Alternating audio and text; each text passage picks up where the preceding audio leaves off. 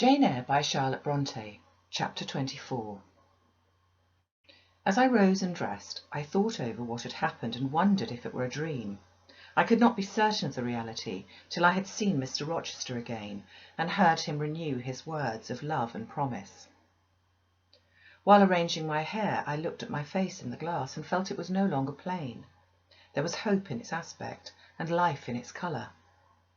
And my eyes seemed as if they beheld the fount of fruition and borrowed beams from the lustrous ripple. I'd often been unwilling to look at my master because I feared he could not be pleased at my look, but I was sure I could lift his face to his now and not cool his affection by its expression. I took a plain but clean and light summer dress from my drawer and put it on. It seemed no attire had ever so well become me, because none had I ever worn in so blissful a mood. I was not surprised when I ran down into the hall to see that a brilliant June morning had succeeded to the tempest of the night, and to feel through the open glass door the breathing of a fresh and fragrant breeze. Nature must be gladsome when I was so happy. A beggar woman and her little boy, pale, ragged objects both, were coming up the walk, and I ran down and gave them all the money I happened to have in my purse, some 3 or 4 shillings. Good or bad, they must partake of my jubilee. The rooks cawed, and blither birds sang, but nothing was so merry or so musical as my own rejoicing heart. Mrs Fairfax surprised me by looking out of the window with a sad countenance and saying gravely, "Miss Eyre, will you come to breakfast?" During the meal she was quiet and cool, but I could not undeceive her then. I must wait for my master to give explanations, and so must she. I ate what I could and then hastened upstairs. I met Adele leaving the schoolroom. "Where are you going? It's time for lessons." "Mr Rochester has sent me away to the nursery." "Where is he?" "In there," pointing to the apartment she'd left, and I went in, and there he stood. "Come and bid me good morning," said he. I gladly advanced, and it was not merely a cold word now, or even a shake of the hand that I received, but an embrace and a kiss. It seemed natural, it seemed genial to be so well loved, so caressed by him. "Jane, you look blooming and smiling and pretty," he said. "Truly pretty this morning. Is this my pale little elf? Is this my mustard seed, this little sunny-faced girl with the dimpled cheek and rosy lips, the satin-smooth hazel hair, and the radiant hazel eyes?" I had green eyes, reader, but you must excuse the mistake. For him they were nude-eyed, I suppose. "It is Jane Eyre, sir." "Soon to be Jane Rochester," he added. "In 4 weeks, Janet, not a day more. Do you hear that?" I did, and I could not comprehend it. It made me giddy. The feeling, the announcement sent through me, was something stronger than was consistent with joy, something that smote and stunned. It was, I think, almost fear. "You blushed, and now you are white, Jane. What is that for?" "Because you gave me a new name, Jane Rochester, and it seemed so strange." "Yes, Mrs Rochester," said he, "young Mrs Rochester, Fairfax Rochester's girl bride." "It can never be, sir. It does not sound likely. Human beings never enjoy complete happiness in this world. I was not born for a different destiny to the rest of my species. To imagine such a lot befalling me is a fairy tale, a daydream." "Which I can and will realise. I shall begin today. This morning I wrote to my banker in London to send me certain jewels he has in his keeping, heirlooms for the ladies of Thornfield. In a day or 2 I hope to pour them into your lap, for every privilege, every attention shall be yours, that I would accord a peer's daughter if about to marry her." "Oh, sir, never mind jewels. I don't like to hear them spoken of. Jewels for Jane Eyre sounds unnatural and strange. I would rather not have them." "I will myself put the diamond chain round your neck and the circlet on your forehead, which it will become, for nature at least has stamped her patent of nobility on this brow, Jane, and I will clasp the bracelets on these fine wrists, and load these fairy-like fingers with rings." "No, no, sir, Think of other subjects and speak of other things and in another strain. Don't address me as if I were a beauty. I am your plain, Quakerish governess. You are a beauty in my eyes, and a beauty just after the desire of my heart, delicate and aerial. Puny and insignificant, you mean? You are dreaming, sir, or you are sneering. For God's sake, don't be ironical. I will make the world acknowledge you a beauty too, he went on, while I really became uneasy at the strain he'd adopted, because I felt he was either deluding himself or trying to delude me. I will attire my Jane in satin and lace, and she shall have roses in her hair, and I will cover the head I love best with a priceless veil. And then you won't know me, sir, and I shall not be your Jane Eyre any longer, but an ape in a harlequin's jacket, a jay in borrowed plumes. I would as soon see you, Mr Rochester, tricked out in strange trappings, as myself clad in a court lady's robe. And I don't call you handsome, sir, though I love you most dearly, far too dearly to flatter you. Don't flatter me. He pursued his theme, however, without noticing my deprecation. This very day I shall take you in the carriage to Millcote, and you must choose some dresses for yourself. I told you we shall be married in 4 weeks. The wedding is to take place quietly, in the church down below yonder, and then I shall waft you away at once to town. After a brief stay there, I shall bear my treasure to regions nearer the sun, to French vineyards and Italian plains, and she shall see whatever is famous in old story and modern record. She shall taste, too, of the life of cities, and she shall learn to value herself by just comparison with others. Shall I travel? And with you, sir? You shall sojourn at Paris, Rome, and Naples, at Florence, Venice, and Vienna. All the ground I've wandered over shall be retrodden by you. Wherever I have stamped my hoof, your sylph's foot shall step also. 10 years since I flew through Europe half mad, with disgust, hate, and rage as my companions. Now I shall revisit it, healed and cleansed, with a very angel as my comforter. I laughed at him as he said this. I'm not an angel, I asserted, and I will not be one till I die. I will be myself, Mr Rochester. You must neither expect nor exact anything celestial of me, for you will not get it, any more than I shall get it of you, which I do not at all anticipate. What do you anticipate of me? For a little while you will perhaps be as you are now, a very little while, and then you will turn cool, and then you will be capricious, and then you will be stern, and I shall have as much ado to please you. But when you get well used to me, excuse me, you will perhaps like me again. Like me, I say, not love me. I suppose your love will effervesce in 6 months or less. I have observed in books written by men that period assigned as the farthest to which a husband's ardour extends. Yet, after all, as a friend and companion, I hope never to become quite distasteful to my dear master. Distasteful? And like you again? I think I shall like you again and yet again, and I will make you confess I do not only like, but love you, with truth, fervour, constancy. Yet are you not capricious, sir? To women who please me only by their faces, I'm the very devil when I find out they have neither souls nor hearts, when they open to me a perspective of flatness, triviality, and perhaps imbecility, coarseness, and ill temper. But to the clear eye and eloquent tongue, to the soul made of fire, and the character that bends but does not break, at once supple and stable, tractable and consistent, I am ever tender and true. Had you ever experience of such a character, sir? Did you ever love such a one? I love it now. But before me, if I, indeed, in any respect come up to your difficult standard. I never met your likeness, Jane. You please me and you master me. You seem to submit, and I like the sense of pliancy you impart, and while I am twining the soft silken skein round my finger, it sends a thrill up my arm to my heart. I am influenced, conquered, and the influence is sweeter than I can express, and the conquest I undergo has a witchery beyond any triumph I can win. Why do you smile, Jane? What does that inexplicable, that uncanny turn of countenance mean?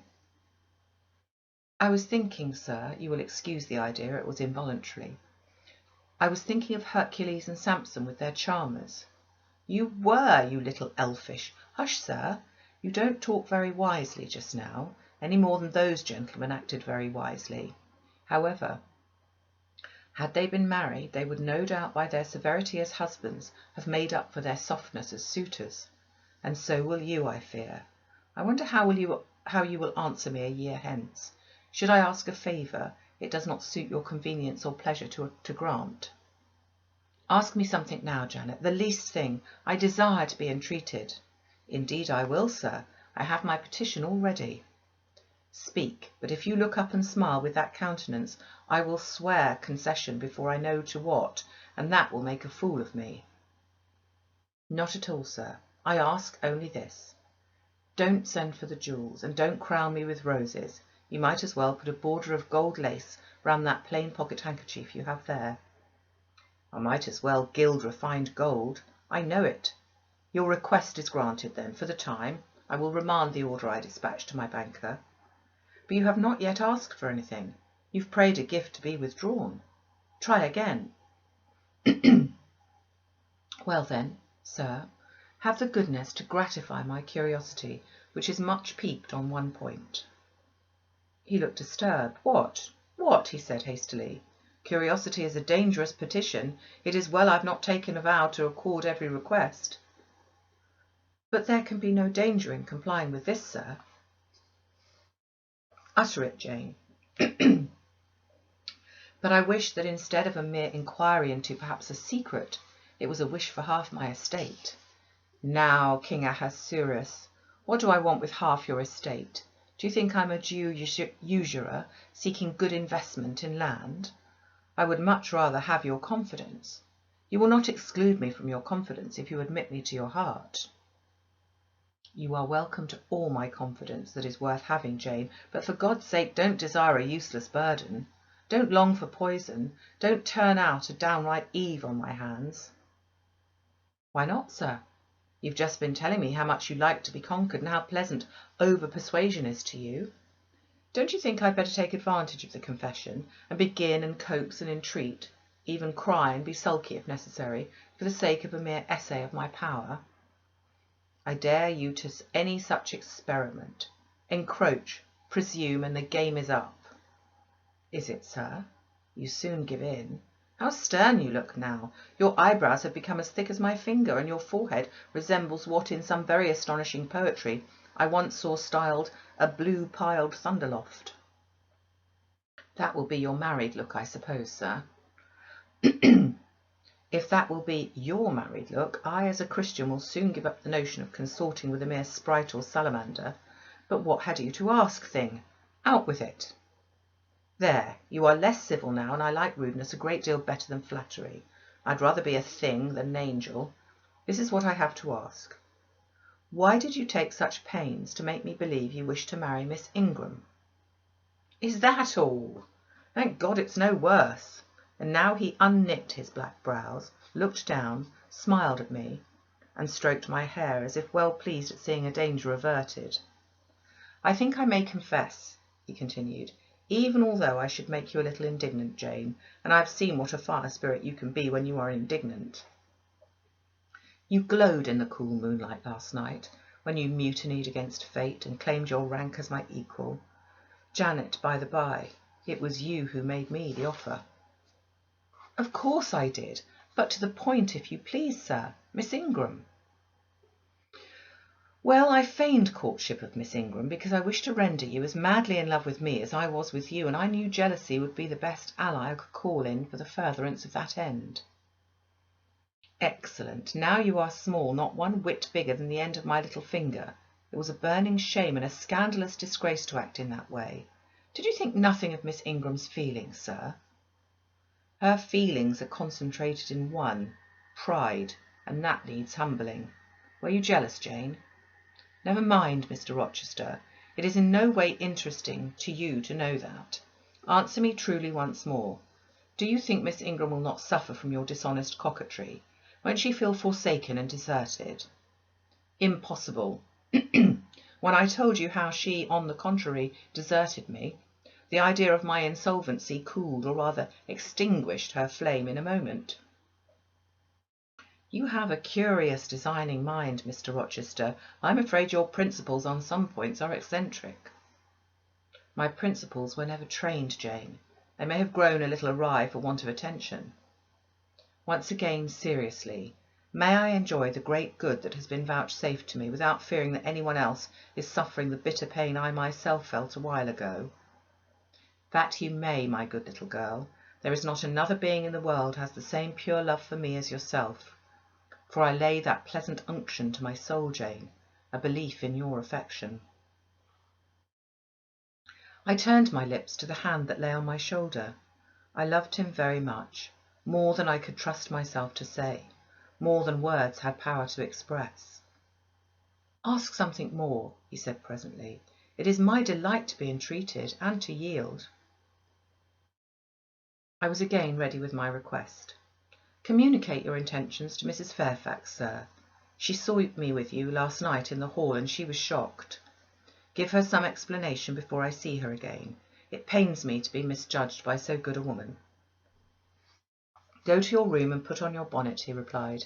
I mean you to accompany me to Millcote this morning, and while you prepare for the drive, I will enlighten the old lady's understanding. Did she think, Janet, you had given the world for love and considered it well lost? I believe, sir, she thought I had forgotten my station and yours. Station? Station? Your station is in my heart and on the necks of those who would insult you, now or hereafter. Go. I was soon dressed, and when I heard Mr Rochester quit Mrs Fairfax's parlour, I hurried down to it. The old lady had been reading her morning portion of Scripture, the lesson for the day. Her Bible lay open before her, and her spectacles were upon it. Her occupation, suspended by Mr Rochester's announcement, seemed now forgotten. Her eyes, fixed on the blank wall opposite, expressed the surprise of a quiet mind, stirred by unwonted tidings. Seeing me, she roused herself. She made a sort of effort to smile and framed a few words of congratulations, but the smile expired and the sentence was abandoned unfinished. She put up her spectacles, shut the Bible, and pushed her chair back from the table. I feel so astonished, she began. I hardly know what to say to you, Miss Eyre. I've surely not been dreaming, have I? Sometimes I half fall asleep when I'm sitting alone and fancy things that have never happened. It has seemed to me more than once when I've been in a doze that my dear husband, who died 15 years since, has come in and sat down beside me, and that I've even heard him call me by my name, Alice, as he used to. Now, can you tell me whether it's actually true that Mr Rochester has asked you to marry him? Don't laugh at me, but I really thought he came in here 5 minutes ago and said that in a month you would be his wife. He has said the same thing to me, I replied. He has? Do you believe him? Have you accepted him? Yes. She looked at me bewildered. I could never have thought it. He's a proud man, all the Rochesters were proud, and his father at least liked money. He too has always been careful. He means to marry you? He tells me so. She surveyed my whole person. In her eyes I read that they had there found no charm powerful enough to solve the enigma. It passes me, she continued, but no doubt it's true since you say so. How it will answer I cannot tell. I really don't know. Equality of position and fortune is often advisable in such cases, and there are 20 years of difference in your ages. He might almost be your father. No, indeed, Mrs Fairfax, exclaimed I, nettled. He's nothing like my father. No one who saw us together would suppose it for an instant. Mr Rochester looks as young, and is as young, as some men at 25. Is it really for love he's going to marry you? She asked. I was so hurt by her coldness and scepticism that the tears rose to my eyes. I'm sorry to grieve you, pursued the widow, but you're so young and so little acquainted with men, I wish to put you on your guard. It's an old saying that all that is not gold that glitters, and in this case I do fear there'll be something found to be different to what either you or I expect. Why? Am I a monster? Is it impossible that Mr Rochester should have a sincere affection for me, No, you are very well and much improved of late, and Mr Rochester, I dare say, is fond of you. There are times when, for your sake, I've been a little uneasy at his marked preference, and have wished to put you on your guard, but I did not like to suggest even the possibility of wrong. I knew such an idea would shock, perhaps offend you, and you were so discreet, and so thoroughly modest and sensible, I hoped you might be trusted to protect yourself. Last night I cannot tell you what I suffered when I sought all over the house and could find you nowhere, nor the master either, and then at 12 o'clock saw you come in with him." "Well, never mind that now," I interrupted impatiently. "It is enough that all was right." "I hope all will be right in the end," she said, "but believe me, you cannot be too careful. Try and keep Mr Rochester at a distance. Distrust yourself as well as him. Gentlemen in his station are not accustomed to marry their governesses." I was growing truly irritated. Happily, Adele ran in. Let me go to Millcote too," she cried. "Mr Rochester won't, though there is so much room in the new carriage. Beg him to let me go, mademoiselle." "That I will, Adele," and I hastened away with her, glad to quit my gloomy monitress. The carriage was ready. They were bringing it round to the front, and my master was pacing the pavement, Pilot following him backwards and forwards. "Adele may accompany us, may she not, sir?" I told her no, I'll have no brats, I'll have only you. "Do let her go, Mr Rochester, if you please. It would be better." "Not it. She will be a restraint." He was quite peremptory, both in look and voice. The chill of Mrs Fairfax's warnings and the damp of her doubts were upon me. Something of unsubstantiality and uncertainty had beset my hopes. I half lost the sense of power over him. I was about mechanically to obey him without further remonstrance, but as he helped me into the carriage he looked at my face. "What is the matter?" he asked. "All the sunshine is gone. Do you really wish the bairn to go? Will it annoy you if she's left behind?" "I would far rather she went, sir." "Then off for your bonnet and back like a flash of lightning," cried he to Adele. She obeyed him with what speed she might. "After all, a single morning's interruption will not matter much," said he, "when I mean shortly to claim you, your thoughts, conversation and company, for life." Adele, when lifted in, commenced kissing me by way of expressing her gratitude for my intercession. She was instantly stowed away into a corner on the other side of him. She then peeped round to where I sat. So stern a neighbour was too restrictive. To him, in his present fractious mood, she dared whisper no observations, nor ask of him any information. "Let her come to me," I entreated. "She will perhaps trouble you, sir. There's plenty of room on this side." He handed her over as if she'd been a lapdog. "I'll send her to school yet," he said, but now she was smiling. Adele heard him and asked if she was to go to school sans mademoiselle. "Yes," he replied, "absolutely sans mademoiselle, for I am to take mademoiselle to the moon, and there I shall seek a cave in one of the white valleys among the volcano tops, and mademoiselle shall live there with me and only me." "She will have nothing to eat. You will starve her," observed Adele. I shall gather manna for her morning and night. The plains and hillsides in the moon are bleached with manna, Adele." "She will want to warm herself. What will she do for a fire?" "Fire rises out of the lunar mountains. When she's cold, I'll carry her up to a peak and lay her down on the edge of a crater." "Oh, qu'elle y sera mal, peu confortable. And her clothes, they will wear out. How will she get new ones?" Mr Rochester professed to be puzzled. Said he. "What would you do, Adele? Cudgel your brains for an expedient. How would a white or pink cloud answer for a gown, do you think? And one could cut a pretty enough scarf out of a rainbow." "She is far better as she is," concluded Adele after musing some time. "Besides, she would get tired of living with only you on the moon. If I were mademoiselle, I would never consent to go with you." "She has consented. She has pledged her word." "But you can't get her there. There is no road to the moon. It is all air. Neither you nor she can fly." "Adele, look at that field." We are now outside Thornfield gates and bowling lightly along the smooth road to Millcote, where the dust was well laid by the thunderstorm, and where the low hedges and lofty timber trees on each side glistened green and rain-refreshed. In that field, Adele, I was walking late one evening about a fortnight since, the evening of the day you helped me to make hay in the orchard meadows. And as I was tired with raking swathes, I sat down to rest me on a stile, and there I took out a little book and a pencil, and began to write about a misfortune that befell me long ago, and a wish I had for happy days to come. I was writing away very fast, though daylight was fading from the leaf, when something came up the path and stopped 2 yards off me. I looked at it. It was a little thing with a veil of gossamer on its head. I beckoned it to come near me. It stood soon on my knee. I never spoke to it, and it never spoke to me in words, but I read its eyes, and it read mine, and our speechless colloquy was to this effect. It was a fairy, and come from Elfland, it said, and its errand was to make me happy.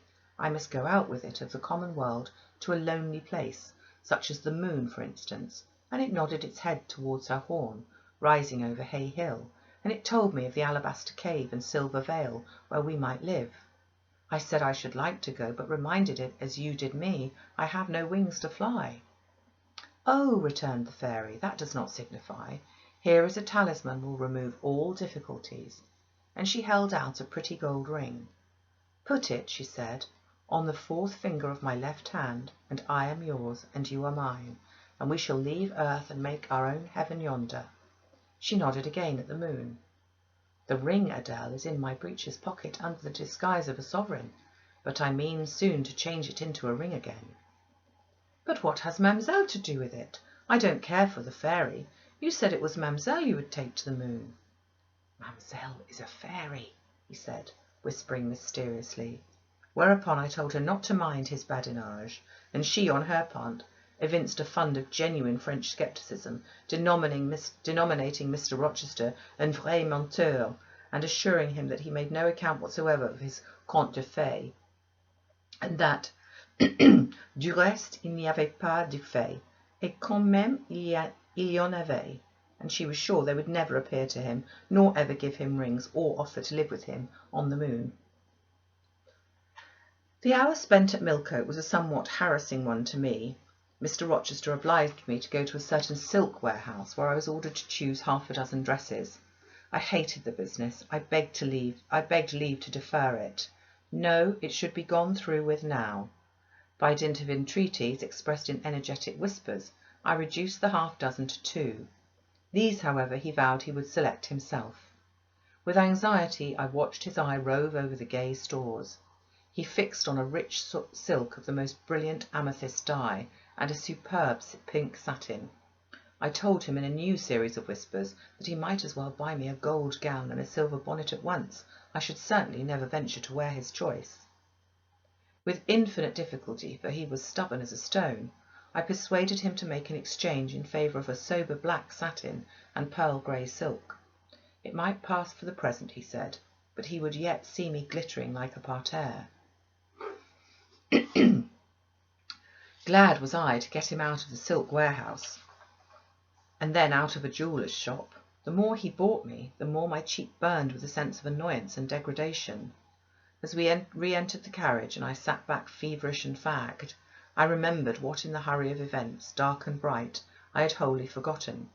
The letter of my uncle John Eyre to Mrs Reed, his intention to adopt me and make me his legatee. It would indeed be a relief, I thought, if I had ever so small an independency.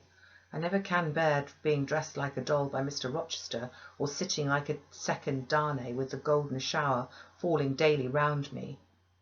I will write to Madeira the moment I get home and tell my Uncle John I am going to be married, and to whom. If I had but a prospect of one day bringing Mr Rochester an accession of fortune, I could better endure to be kept by him now. And somewhat relieved by this idea, which I failed not to execute that day, I ventured once more to meet my master's and lover's eye, which most pertinaciously sought mine, though I averted both face and gaze. He smiled, and I thought his smile was such as a sultan might, in a blissful and fond moment, bestow on a slave his gold and gems had enriched. I crushed his hand, which was ever hunting mine, vigorously, and thrust it back to him, red with passionate pressure. You need not look in that way, I said. If you do, I'll wear nothing but my old Lowood frocks to the end of the chapter. I'll be married in this lilac gingham. You may make a dressing gown for yourself out of the pearl grey silk, and an infinite series of waistcoats out of the black satin. He chuckled. He rubbed his hands. Oh, it is rich to see and hear her, he exclaimed. Is she original? Is she piquant? I would not exchange this one little English girl for the Grand Turk's whole seraglio. Gazelle eyes, houri forms and all. The Eastern illusion bit me again. I will not stand you an inch in the stead of a seraglio, I said, so don't consider me an equivalent for one.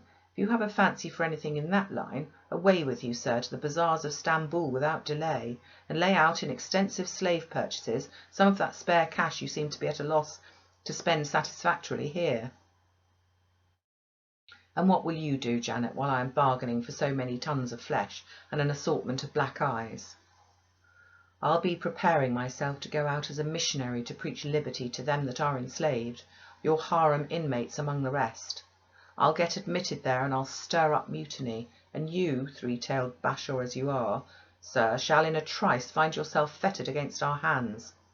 Nor will I, for one, consent to cut your bonds till you've signed a charter, the most liberal that despot ever yet conferred. I would consent to be at your mercy, Jane. I would have no mercy, Mr Rochester, if you supplicated for it with an eye like that. While you looked so, I should be certain that whatever charter you might grant under coercion, your first act when released would be to violate its conditions. Why, Jane, what would you have? I fear you will compel me to go through a private marriage ceremony besides that performed at the altar. You will stipulate, I see, for particular terms. What will they be? I only want an easy mind, sir, not crushed by crowded obligations. Do you remember what you said of Céline Varenne, of the diamonds, the cashmeres you gave her? I will not be your English Céline Varenne. I shall continue to act as Adèle's governess. By that I shall earn my board and lodging, and £30 a year besides. I'll furnish my own wardrobe out of that money, and you shall give me nothing but... Well, but what? Your regard, and if I give you mine in return, that debt will be quit. Well, for cool native impudence and pure innate pride, you haven't your equal, said he. We were now approaching Thornfield. Will it please you to dine with me to-day? He asked as we re-entered the gates. No, thank you, sir. And what for no thank you, if one may inquire? I have never dined with you, sir, and I see no reason why I should now till what? You delight in half-phrases. Till I can't help it. Do you suppose I eat like an ogre or a ghoul, that you dread being the companion of my repast? I have formed no supposition on the subject, sir, but I want to go on as usual for another month. You will give up your governessing slavery at once. Indeed, begging your pardon, sir, I shall not. I shall just go on with it as usual. I shall keep out of your way all day, as I have been accustomed to do. You may send for me in the evening when you feel disposed to see me, and I'll come then, but at no other time. I want a smoke, Jane, or a pinch of snuff to comfort me under all this pour me donner incontinence, as Adèle would say, and unfortunately I have neither my cigar case nor my snuff-box. But listen, whisper. It is your time now, little tyrant, but it will be mine presently, and when once I have fairly seized you to have and to hold, I'll just, figuratively speaking, attach you to a chain like this, touching his watch-guard. Yes, bonny wee thing, I'll wear you in my bosom, lest my jewel I should time. He said this as he helped me to alight from the carriage, and while he afterwards lifted out Adèle, I entered the house and made good my retreat upstairs. He duly summoned me to his presence in the evening. I prepared an occupation for him, for I was determined not to spend the whole time in tete-a-tete conversation. I remembered his fine voice. I knew he liked to sing. Good singers generally do. I was no vocalist myself, and in his fastidious judgment no musician either, but I delighted in listening when the performance was good.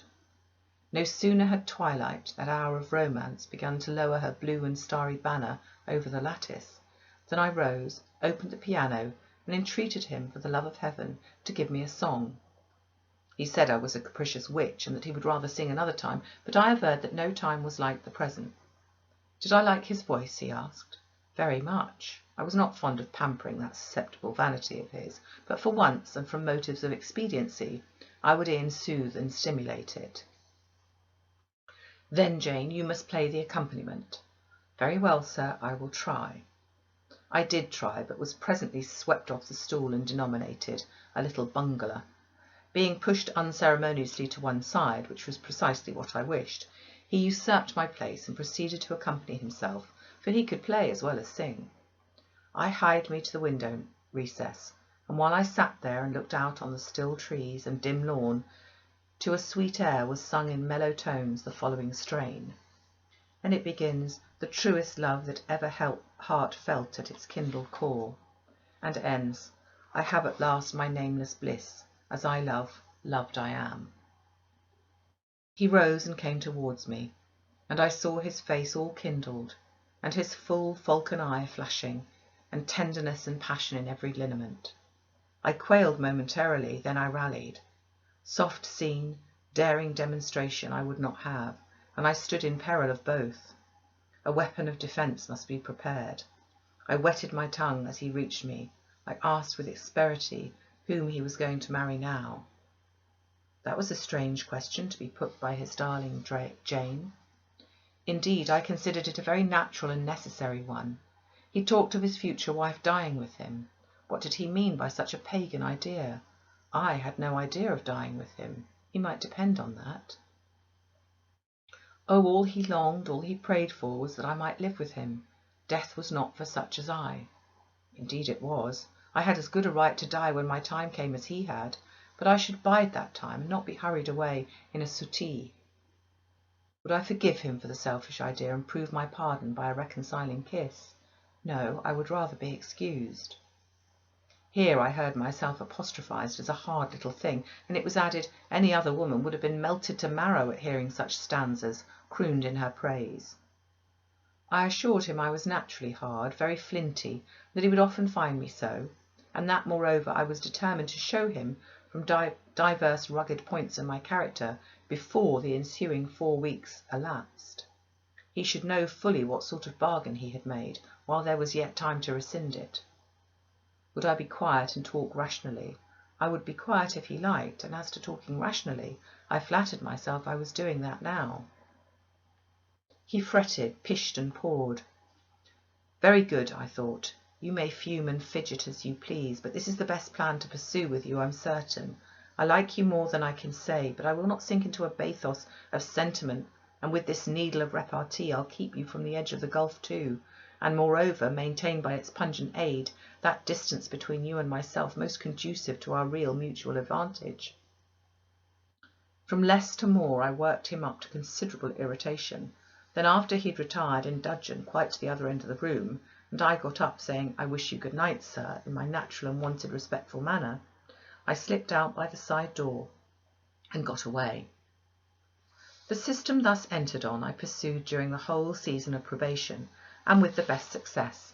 He was kept, to be sure, rather cross and crusty, but on the whole I could see he was excellently entertained, and that a lamb-like submission and turtle-dove sensibility, while fostering his despotism more, would have pleased his judgment, satisfied his common sense, and even suited his taste less.